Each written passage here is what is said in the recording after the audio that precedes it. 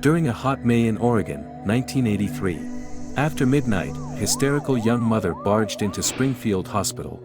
Her 3 young children soaked in blood, suspended between life and death. This woman whose own arm was oozing blood was Diane Downs. Her daughter Cheryl soon died while siblings Danny and Christy hung to life as doctors worked tirelessly to save them. Soon the police arrived at the hospital headed by Detective Doug Welch. Diane told him a horrific tale through intense sobbing. In the thick of the night her car was stopped by a crazy-looking man with messy hair. He wanted to rob Diane and steal her car. In the scuffle that ensued, he shot the scared children in the back seat. The young mother made an attempt to protect her children but got shot in her arm. Doug was horrified and alarmed that there was a madman loose on the roads in the middle of the night. However, a question was raised: how could Diane get away? She told Doug that she tricked the madman and shot away in her car towards the Springfield Hospital. As Detective Doug went through Diane's story, he could feel some red flags rising.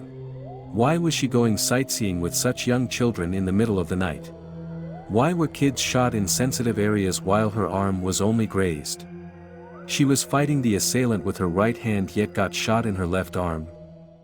Here was a woman who was completely apathetic about the welfare of her kids. She was just emotionally flat and preoccupied with something else. A month later, while her 2 kids were still in the hospital, Downs couldn't keep quiet. She gave strange interviews to the media. Doug said, she talked a lot. Diane was her own problem. It wasn't an intentional lie, though. I didn't sit there. But you changed your story. Oh, yeah. Yeah.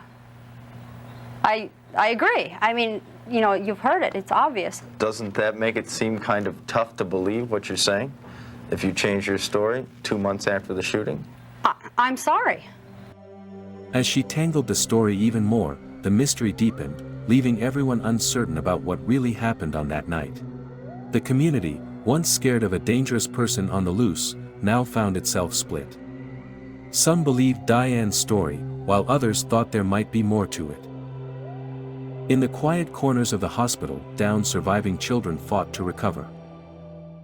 4 days later, as one child was being buried, the other 2 still in intensive care, Diane reenacted for police what happened that night. Besides wondering why a woman with children would stop her car and get out for a strange man, detectives couldn't help but notice Diane's seemingly carefree attitude. I just hit my cast!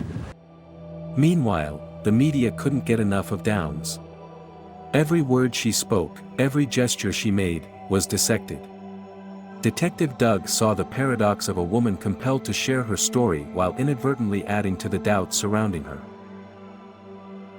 The courtroom waited for its turn in this unfolding drama. The puzzle pieces scattered across that fateful night seemed both tricky and inviting. As the investigation pressed on, the community held its breath, waiting for the truth to emerge.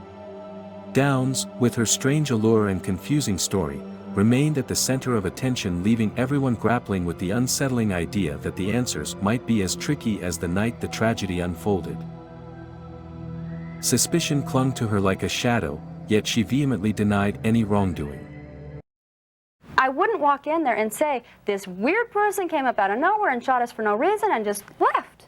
I mean, that's not a believable story. I could have, if I had done this, I could have come up with a believable story. It really happened. And Yeager, a local reporter, sensed something off in Downs' strange behavior during interviews. Despite police finding bullet casings at the crime scene, the murder weapon remained unknown. While denying ownership of a gun, 2 former lovers contradicted her, said she was the owner. Back in the hospital, Christy Downs was slowly recovering. A breakthrough came when investigators found Diane's secret diaries, unveiling an obsession that led to a heinous motive: killing her own children. Arrested in 1984, Downs faced trial amidst a confounding twist. She was pregnant again. This was a calculated move to garner sympathy. Her words were cryptic and hinted at a perverse reasoning behind her actions. Prosecutors revealed a damning case, but the star witness was Christy who, after therapy, pointed the finger at her own mother. In an emotional and oftentimes tense account, Christy Downs told the jury what happened that night. When asked, "Who shot you?" she replied, "Mom did."